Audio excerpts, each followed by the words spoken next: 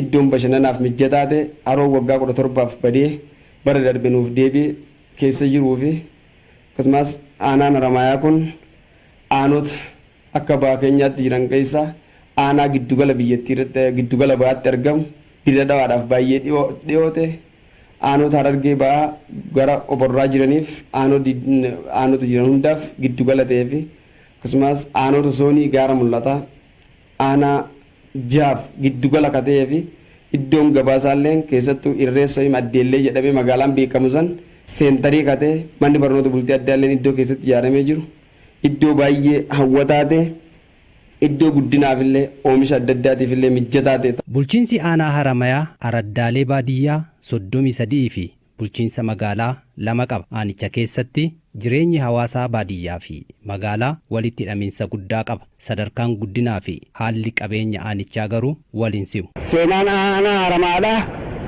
gabummaa jala turte mataasiitti aanaa Qarsaatii fi aanaa Boqqootii fi aanaa Kombolchaa osoo hin ta'in bikka tanaa asiin gibira bikka tanaa asiin gibira Boqqoo galchan karaa makiinaatii gadiin qixiraana achiin Kombolcha galchan karaa Qarsaatii fi qixiraana jidduudhaan karaa gaara bultaa deemuu fi qixiraana jidduudhaan Qarsa galchan hangana gabrummaa turte gabrummaa ta'a Oromoo ta'a duraa sana osoo hin ta'in ta'ee ganaatu. Har'aa fi durba garaagarummaan isin qabdu waan irraa hubanne irraa hangaa rarnee lafa jirru wallaalummaa fi gabeedoo isin keessa turte barnoota dhabuudhaan karaa misoomaatiin karaa jallisiitiin gaxaanaa keessa turte jechuudhaan beeka.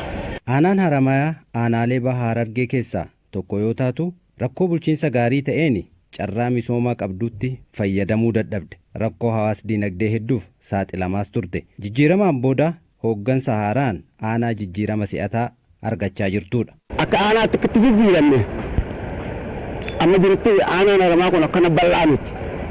Karaan xiqqoo karaan kun asiifichi jechuun bal'aa rakkoo makiinaan si beeyti amma laal kana dhawee eegas booda amma kunis ijaaramudha. Eeguma biyyiin ta'e booda waa harkachuun dura fooquma qalluma kanarraa eegan harkachuun duraa tana akkasitti yoo rabbi afaan Oromootiin dubbannee afaan Oromootiin katabnee ijoolleen teenya dubbattee ilaa hangaarraan tanaa gammachuun qiyaasa qabnee abbaa guddattee amma kun babal'attee ona kana geessee misoomaan guddachaa jirti.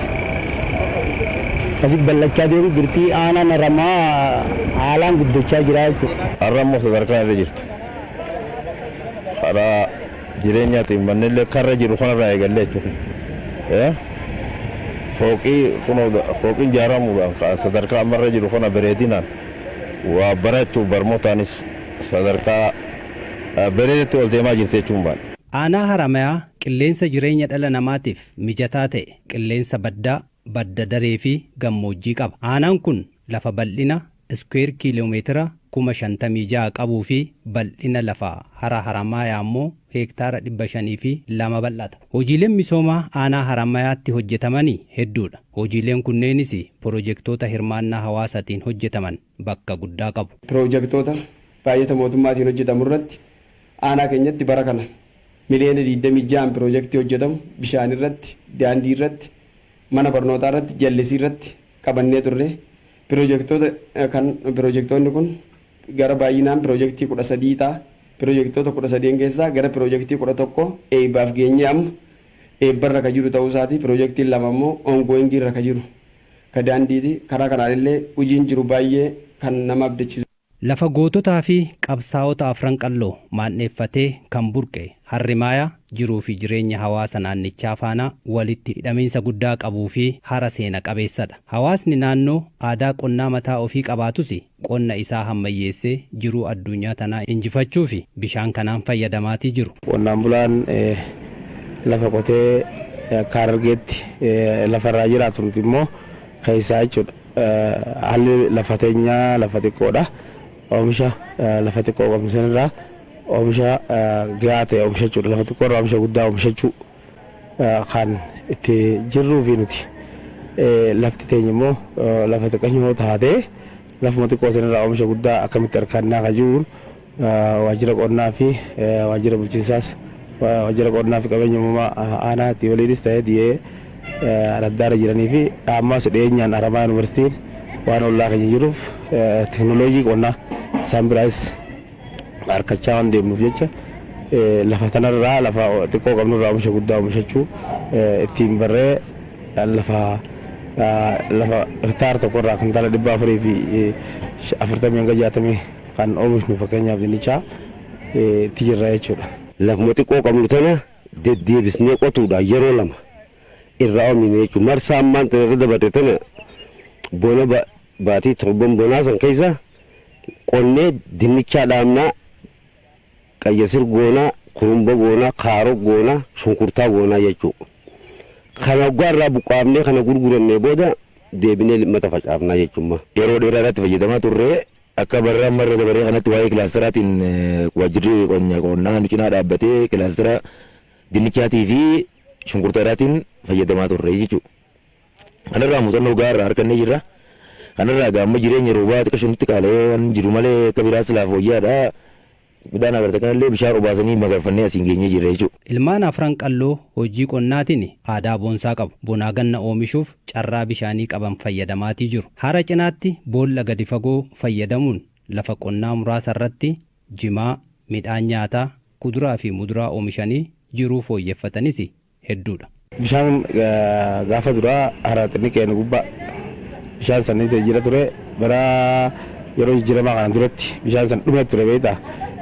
Gasbooda artiisanillee nu deebitee san duratti immoo gaafa barattii dhabamtee paampii lafa jalaa qonneeti.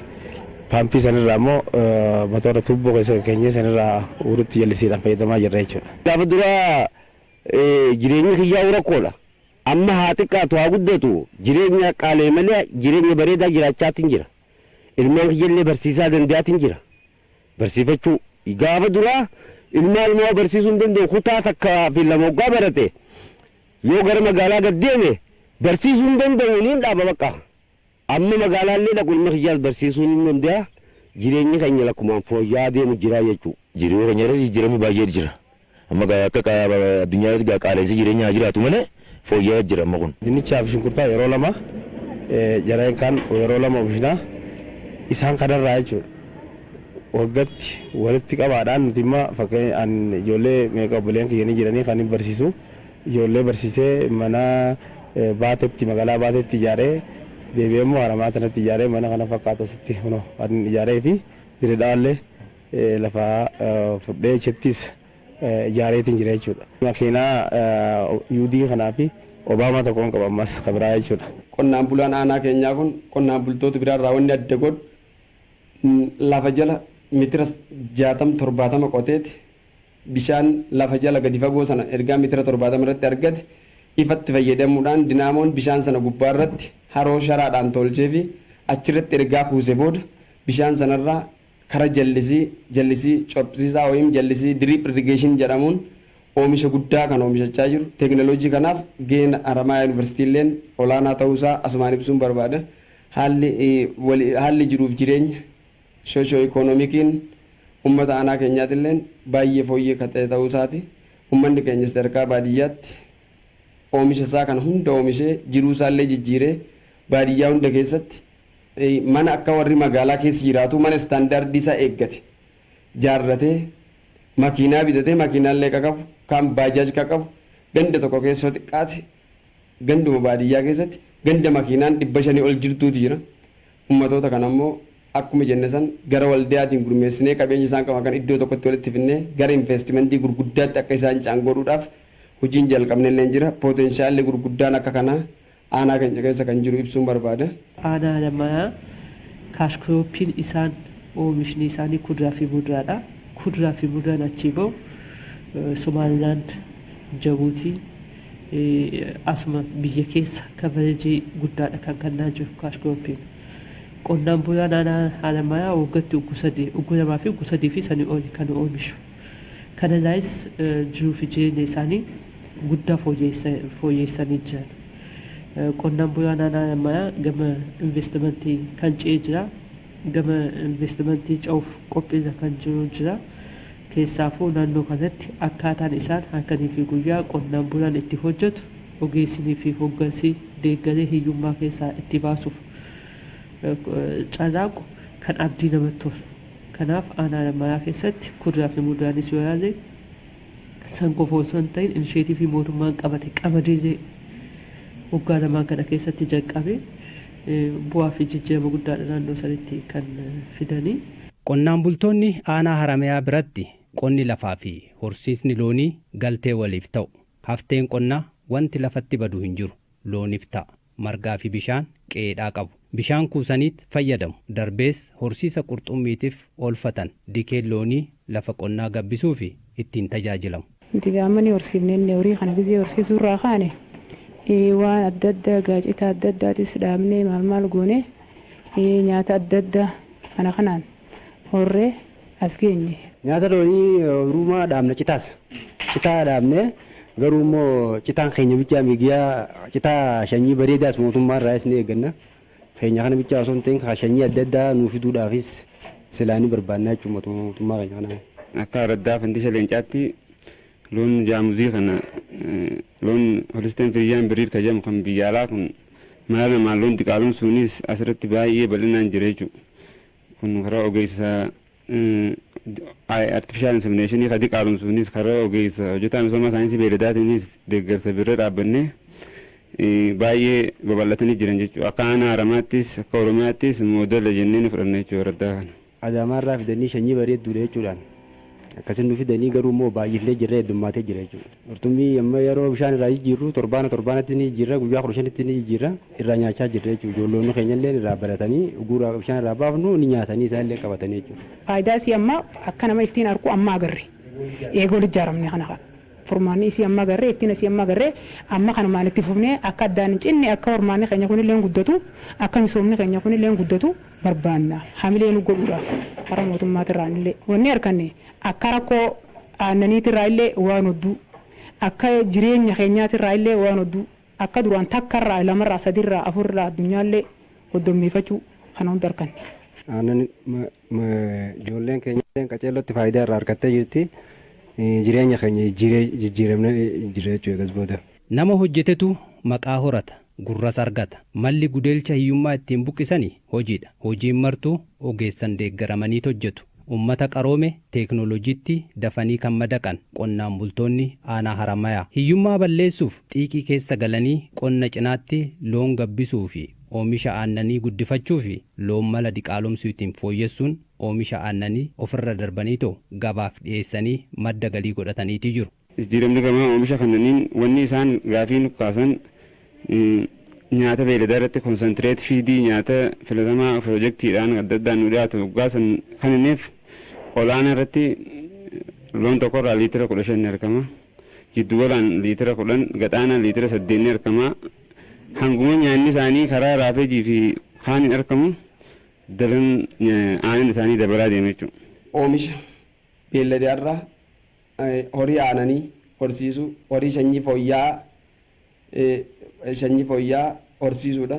Isa kanaan illee baay'ee uummanni fayyadamaa kate horii tokkorraa tilmaamaan gara liitira 12 hanga 16 ka argachaa jiran parsantaa 50 ol hawaasni aanaa kanaa beellada isaanii shanyii isaa fooyyeessee jijjiiramee kan jiru irraa jijjiiramee kan jiru irraa fayyadamaa kan jiru ta'uu isaati.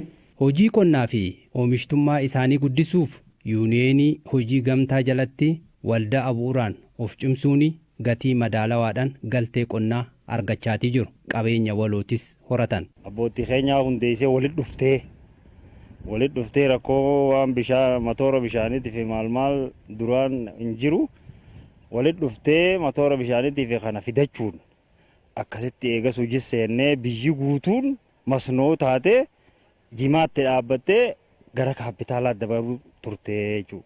Waldaan gurmaa wanyaan waan nuti arganne guddaan illee akka mataa ayyaatti mana ulaan qadii 25 takkaniin qaba. As naannoo baatee kana lolsii kana cinaadha jechuudha. Tokko keenyaa hanga namni waldaa keessa nuti jirru kun hundi isaan wal jaamne kun kan tokkoon isaatu as siqee mana karaa magaalaa kanaan qabne jiru jechuudha. Mana ulaa 5 6 7 8tti. Jijjiirama guddaa kana san ijeessi himuu hin danda'a. Eegasuma boodaan jallisii walitti dhaabee qotuu eegalee amma mana magaalaa ijaaruudhaan bakka waa meeqarra jirra. Ana qofa osoo hin ta'in waldeenii guutuun. Yuuniyeenii lamatu jira. Yuuniyeniin tokko kanuma naannoo Haramaati.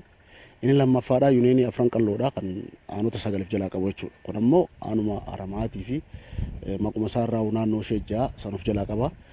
Yuuneenii kanaa wajjin walitti hidhaadha. Oomisha isaanii yuuneenii kun irraa fuudheeti yuunivarsiitii Haramaatiif dhiyeessa. Irra caalaa garuu waldeechi ammaan tana deemuun tana walitti kaafne kun yuuneenii Haramaatii wajjin walitti hidhaadha. Osoonii fi nuuf milkaa'ee asiin gama baanee ilaallee miseensi waldee kanaa waan oomishan jechuudha. Waggaatti kusadii oomishanii yuuneenii kanaaf dhiyeessan. Yuuneenii kun irraa fuudhee immoo yuunivarsiitii Haramaatiif dhiyeessa jechuudha. Carraaqqatan malee carreen nyaatan humna qonnaan bulaa gurmeessuun wal utubuun akka gurmuu kanniisatti kaayyoo fi galma waluutiif yaadanii hojjetan. Waggaatti waldeen sheerii qaba. Dividantiitu qoodamaaf qooda jechaadha. Fakkeenyaaf waldee areefamtan walitti kaafne kana qarshii 400 yeroo guyyaa 15 torbee lamaan darbe kana keessa miseensa abbaa humni 10 bira ga'e abbaa humni 5 bira ga'e hundaafuu qoodamee jira. Inni biraa imeejiin isaanii ganda keessatti bareedaadha. Hawaasni biraa kan miti miseensa ta'e irraa barata. Gara waldayaa kanaa yoo deemne irra fooyyeensi ciraa waan jiru jechuudha. Maaliif isaanii fi namoonni isaan irraa hafes rakkoo wal fakkaatu qaban. Akkuma carraatitti isaan jara kana dura walitti dhufanii nama rakkoo wal fakkaatu qabutu yaa waldaa ta'e walitti ijaarama waan ta'eef dura dhufanii ijaaramanii yeroo dabre kana namoota 30 achumarratti miseensa godhan jechaadha. Maaliif kun akkaataa waldeen kun hojii keessatti jiru akkaataa jijjiirama isaan biratti dhufaa jiru arganiiti namoonni ala jiran kun dhufanii miseensa ta'an. Hojiin gurguddaan nuti immoo hojii keessa jirra jennee nuti qabnu keessaa tokko dhimma sanyii baay'isuudha. Sanyii baay'isuu kana keessa qabatee Harargee baa kana keessatti yuuneenii 6 qabna. Nuti amma isaan keessaa yuuneenii tokko jechuudha. Sanyii baay'isuu jalqabnee waggaa 3ffaa keenya jechuudha. Kana keessatti sanyii haadhoo dhaabbilee instituushinii adda addaa kan waliin hojjetanii kan Haramaya Yuunivarsiitii qorannoo qonnaa fadisiis qorannoo qonnaa machaaraas naashinaal sorgom ciroos dabalatee Oromiyaa Siid Intarpiraayisis Itoophiyaa Siid Intarpiraayisis Awaash Malkaasaas hunda isaanii mirmirii biyya kana jiru wajjin waliin qindaa'uudhaan sanyii haadhoo isaanirraa fuunee sanyii siiwaanii baay'isuu jalqabne jechuudha. Kana turtii kana keessatti waggaa 3ffaa keenya. Kanaafuu sanyii kana gaafa baay'isnu sanyii ikooloojii naannoo biraa jiran hojiin godina keenya keessatti bakka biraa fidanii raabsuu dhiyeessuu keessa turre keessaa baanee sara baay'isuutti galle jechuudha. Kana hojjechuudhaaf qorannoo isaa gaggeessine biizines pilaanii isaanii yookaan karoora daldalaa isaanii baasnee hojii kanatti kan galle jechuudha. Hojii kana eegalee qabeessummaa isaaniillee agarrabee jira jechuudha. Kana keessatti waldaalee keenya bu'uuraa ta'an kan hojii keessa galin sanyii baay'isuun kun akka biizinasitti yookaan siid biizines kan jedhu itti agarsiisnee jechuudha. Kanaafuu nyaata oomisha tokko immoo gireeniidhaaf gaafa hojjettuu fi gaafa immoo sanyiidhaaf hojjettu garaagarummaa akka qabu galii isaallee akka dabalu godhuu keessatti kan immoo cimsinee hojii fuula duratti aanaa seellanii bira dabarree investimantiidhaan lafoota jiran hunda isaanii gaafannee sadarkaalee sanyii kana cimsineetti deemna jennu kan qabnu keessaa tokko jechuudha. Qaala'iinsa meeshaalee akka biyyaa fi akka addunyaatti mudate kana furuu fi yuuneeniin kun hojii gabaa tasgabbeessuu hojjechaatii jira. Keessattuu amma midhaan nyaataa naannolee keessa oomisharraa iddoo jiranirraa walitti qabnee boqqolloo nyaataa dhiyeessineerra ruuzaas akkasumatti daqiiqaas akkasumatti zeetarraayis hundumaa dhiyeessaa kan ture. Keessattuu amma fageenya nyaata mana barnootaatti wajjin illee qabatee hoomburoo iskool fiiding kan jedhamu kuni sagantaa nyaanni mana barumsaa akka godina Harargee baatti yuuneenii hundaa wajjin hirmaannee toora miliyoona 36 wajjin sanillee nyaata daa'immanii san uummata biraadhaan illee kan geenyedha. Garuu tasgabbii gabaa keessatti guutumaa guututti haandi godhu osoo hin taane amma kuduraa kan jedhamu amma veeteebiloo irratti kan jiran hundi isaanii gatii fooyyeedhaan akka isaan argatanidha wanni godhatamee jira. Garuu parsantii 100% dhaabbatichi waan hojjete bu'aa industirii san keessaa wanni inni irra hojjete waan gaariidha jechuudha.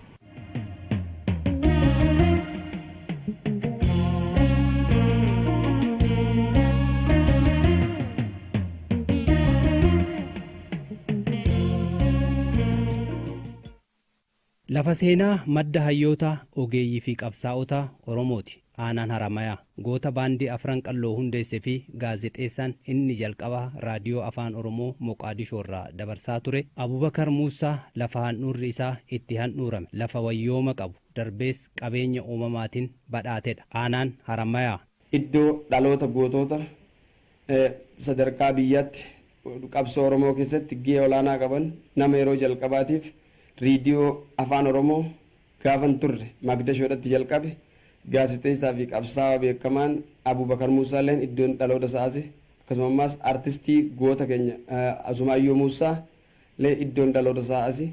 Akkasumas aanaan Haramayaa kun iddoo teessuma raabaadorii Afranqalloo yeroo jalqabaatiif gaafa akka ture ta'uusaa gaafa sirni gadaa cabu iddoon sirni gadaa Afranqalloo irraa caballeen teessoonsaa abbaa gadaa Afranqallootiin kan as ture ta'uu wadaa'ii galmoo as ka ture ta'uusaa akkasumas aanaan Haramayaa kun gaafa qabsoon Oromoo barbaachisutti iddoon hayyoonnii fi gameeyyiin gurguddaan qabsoo Oromoo keessa turan iddoo qabsoof illee gahee guddaa taphachaa ture.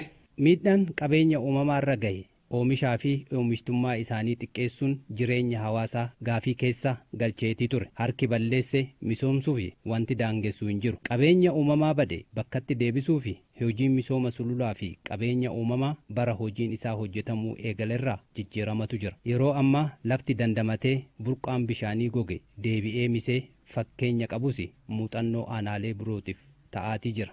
Aanaan Haramayaa. Ammoo isin bara 2002 bara 2003 keessa gaantiraan hanqa jirus goggoydeeti bosonti hanqa jirtu taanis ciramtee goggoydee dhabamtee jechuudha. Dillimma iyyaan gartu kun namni dhagaa malee asii fi halaala wal harka jechuudha. Seenaan lafa kanaa lafti kun gammoojjummaa guddoo irraa mul'ata. Gammoojjummaa guddoo irraa mul'ata. Lafti kun hundi dhagaadha. Bakka gisee namni keessa deemu lukkuun dho'isu. Nama dhiisiiti lukkuun dho'isu. Gaantiraa nama jirtu kun hundi guggufuudha. Dhagaa fi gufuu malee onni biraa mul'attu seenaa isaa waan inni irraa beeku keessa. Misooma sululaa akka aanaa keenyaatti hojjetame araddoota 33 qabna. Hektaara 10,500 irratti hojiilee fiizikaalaa yookiin immoo daagaa biyyee dhagaa fi biyyee wal keessaa dabalataan ammaas boollota hojiilee jiidha qusatanis kan jiidha yaasanis hojiilee adda addaatis kan hojjetame ta'uu isaati jechuudha. Qabeenya kana asirraa argachuudhaaf gaarii kun akka dannaa'ee qilleensa bareedaa argachuudhaaf waan gaariidha. Akka waldiyaatti immoo qabeenyi kun yoo laalle akka waldiyaatti qabeenyi gaarii kana keessa jiru kun yoo shaleenya laalle waldeenyi kun biliyoona ol qabata jennee yaadne jechuuti. Gaantii kana takka habba takka ashii bishaan jirti immoo utubaan abban tokko yoo utubaa haa gurgurre utubaa kanarraa biliyoona ol ni qabnaa jennee yaadne jechuudha waldiyaatti. Gama ooyiruu oomishinni keenya duraaniif sababa roobaatu jiru wal dhabdee dachiin cufsa waliin boqorootu eega bishaan nama utubaa baate jijjiirama addaati jechuudha amma qotura goona. Dinicha dhaabne timaatiin facaafne shunkurta goone jimoo baafna achi keessa illee boqqollootu jira jijjiirama addaati jira jechuudha waan kaan lama kaan isaan jijjiiraman sii daabuu qabdu. Amma gaara kana hidhuu gisee eegallu dhiqaminsi biyyee ni hafee dhiqaminsa biyyee kanaaf bishaan silaa bororee kutusan lafa tanarratti hafee bishaan san amma as jalaa fi bakkayyuu as keessaa illee namni naannoo kana jiru bishaan baafatee ittiin fayyadamaa jira. Oomishaa fi oomishtummaa keenya dabaluu wajjis wal qabatee guduraa gammoojjummaan san yeroo nu dhuftu limmataa wajjin wal qabatee oomishaa fi oomishtummaan teenya akkuma jiru kuduraa muduraadhaan ni dhaabbatee ture. Amma eega bishaan kana gaara kan akkanatti hinee kunuunsinu oomishaa fi oomishtummaan keenya illee dabalee jira. Dabalee jira akkasuma qilleensaa wajjin wal qabatee qilleensa fayyaa qabu qilleensa namaaf dawaa qabu eega biqiltuu kana kunuunsinee asirraa arganne. Warreen hojii kenna tajaajila tola ooltummaa kanaan akka fakkeenyaatti hojjetan tokkoffaa hanga jahaffaatti bahan tokko hanga sadii sirna beekamtii kennineefi tokko hanga jaha xalayaa kaan kan ragaatis qopheessinee fi hojjetaa misoomaatiifis akkasuma qopheessine araddaa garuu 33 xalayaa ragaa garuu qopheessinee jira waan hojjetaniif jechuudha. Dabalataan immoo amma fakkeenyaaf sulula asii kana torbuma kana keessa araddootarraa hojjettoota misoomaarraa namoota bebbeekamoo dhimma dubartii fa'aa warreen sululatti fayyadama piroojeektii kalmiitiin araddaa 8 irrattis ijaaramee fi kaanis dabalatee iddoo kana dhufanii akka muuxannoo fudhatanii fi asitti illee biqiltuu dhaabanii deeman gooneeti jirraa jechuudha. Mancaatiin qabeenya bosonaa rakkoo jijjiirama qilleensaa fi miidhama biyyoo qofaa miti faaya naannoo aanaa Haramayaa ture. Haroowwan hedduu gogiinsaaf saaxile ijji waan argitu dhabde jiruun qonnaan bulaa jallisii fayyadamanis gaafii keessa gale. Miidhamuun qabeenya uumamaa kallattiinis ta'ee alkallattiidhaan rakkoo addunyaatti ta'a. Badiinsa bishaan kanaatiin miidhaan naannoo kanarratti ga'e tokkoffaa harri kun madda bashannanaati.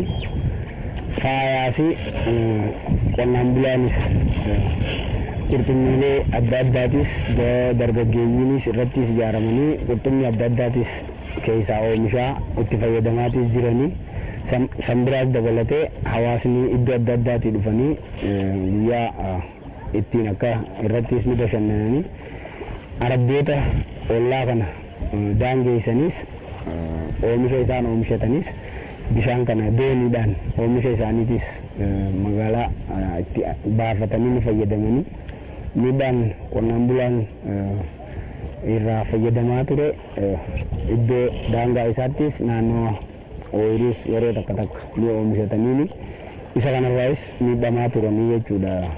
Waan biraa dhabaniiti ijaafillee beelawaa turanii jechuudha. Kanaan dura hojiin qabeenya uumamaadhaa aanaa kana keessattuu dhiqamni biyyee fi bishaanii waan dabaleef bosonni ciramee waan lafarraa badeef rakkoo hama hongee hamtuudhaaf saaxilamee ture aanaa kuni sababa sanii walqee bishaan haramaa kunillee gogee dhabamee ture bara 2004 irraa jalqabee mootummaan tarsiimoo hirmaannaa uummataatiin hojii misooma sululaa hojjechuu baasee aanaan keenyas san fudhatee guutuutti hojiirra oolchuudhaan hojiin daaggaa adda addaadha sululawwan qabnu 112 xixiqqaa jiran keessatti hojiin guutuutti hojjetamaa ture itti fufiinsaanii hanga bara kanaatti jechuudha.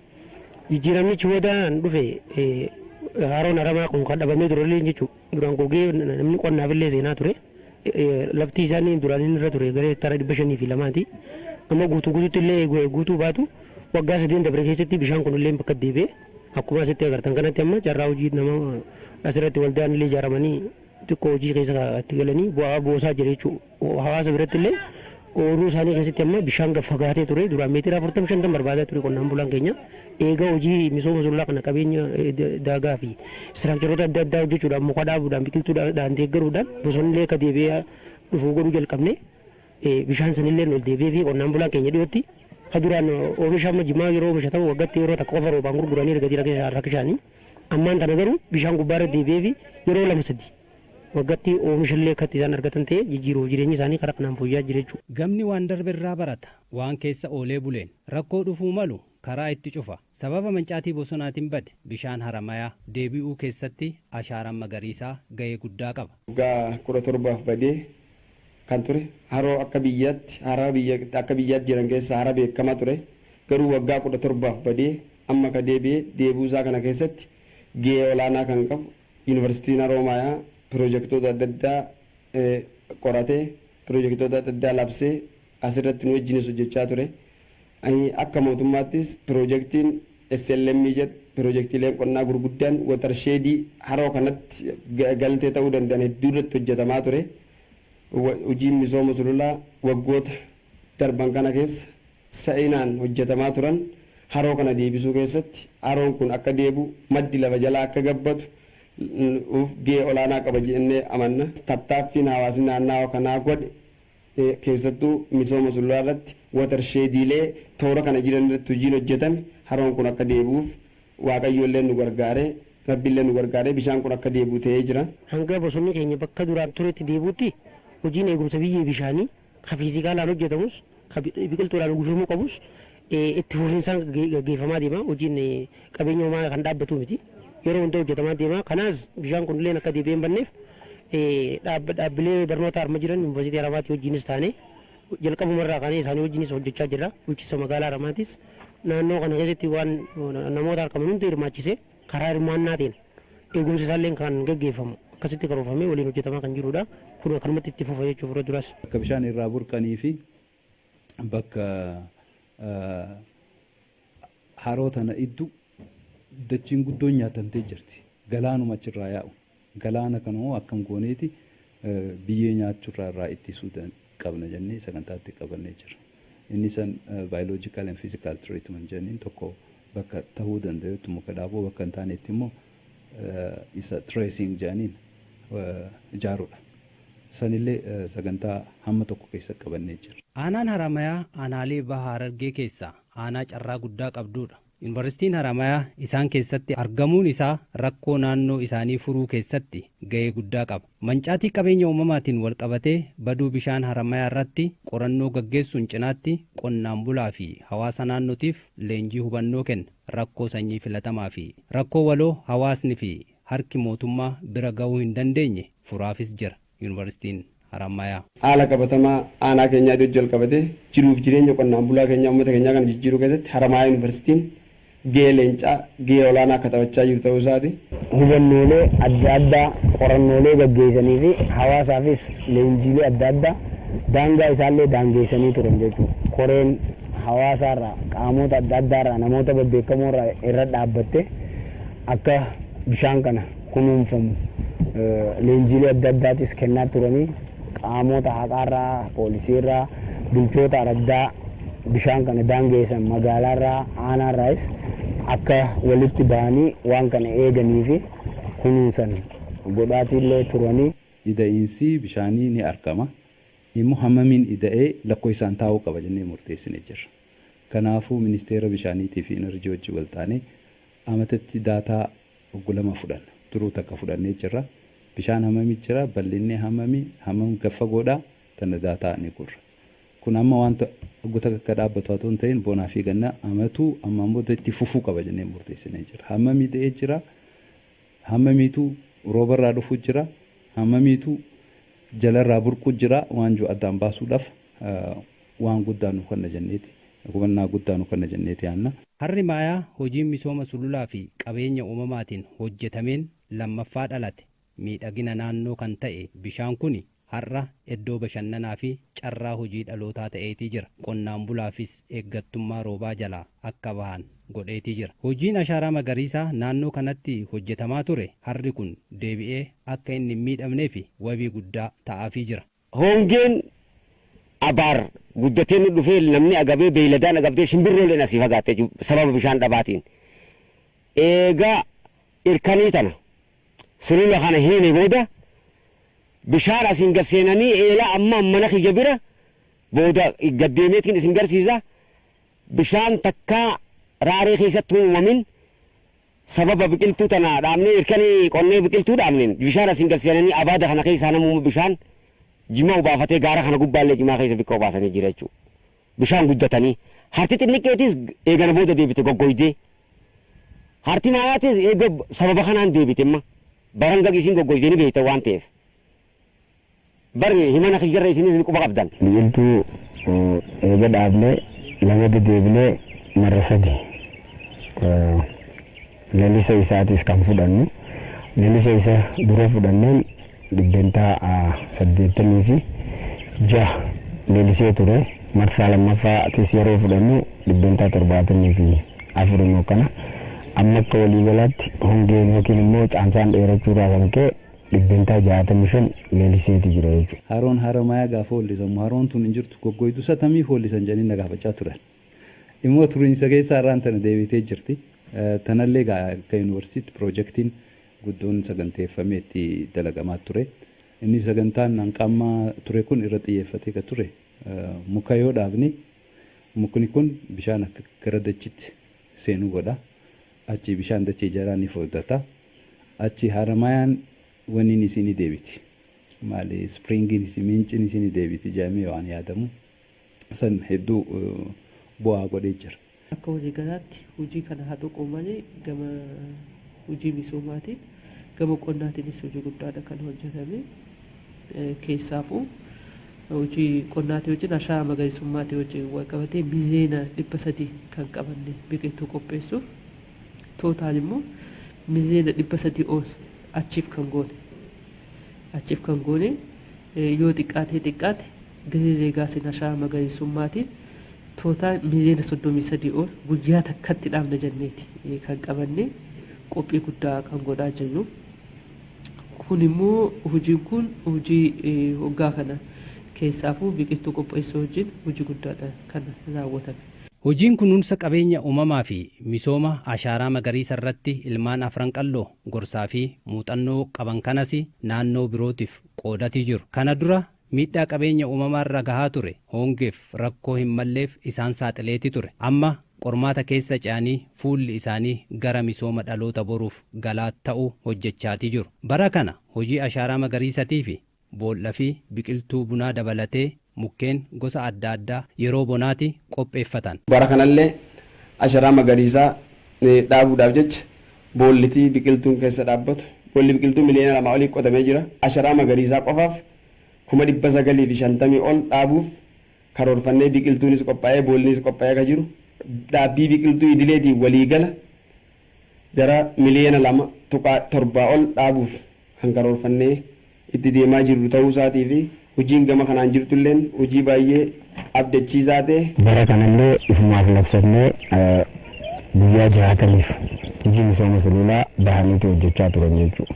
Hojii hojjechaa turan san keessattis daagota adda addaati hidhaa turanii achuma keessatti hojii jiidha qusatan boolla adda addaa hojjechaa turan jechuudha.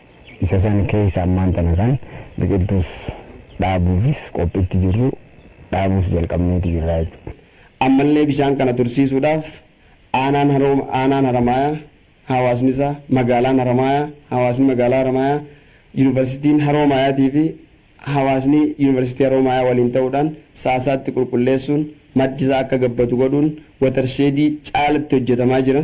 Akkasumas akka hawaasni bishaan kanarraa fayyadamu akka inni kunuunfatuuf qurxummiin qorannoo irratti hundaa'e qurxummiin sanyii bareedaan nyaataaf oolu haroo kanatti naqamee haroo kanarraa ammallee qurxummii baay'een kan oomishamaa jiru uummanni kan irraa fayyadamaa jiru dargaggeessillee carraa hojii achirratti ijaaramuudhaan kan irraa fayyadamaa jiruu fi kunuunsi haroo kanaa ammallee caalmatti kan fufee jiru fuuldurallee caalmatti kan irratti hojjechaa jiruu fi kan irratti hojjechuu barbaadu ta'uusaa ibsuun barbaada. Hawaasni kun itti fayyadamee bishaan kun nu idaa adeema guutakatti dafee nu duraa dhumuu akka hin qabne hawaasni kanallee sirriitti jala sararee kan hubate fakkaata maaliif badee deebi'ee jira.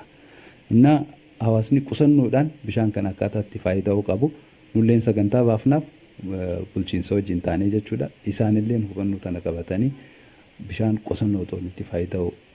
Tubboo dheertuu fakkeenyaaf dachii irratti bishaan hamma cinaa harcaastee fixusanillee fayyadamuu dhabuurra.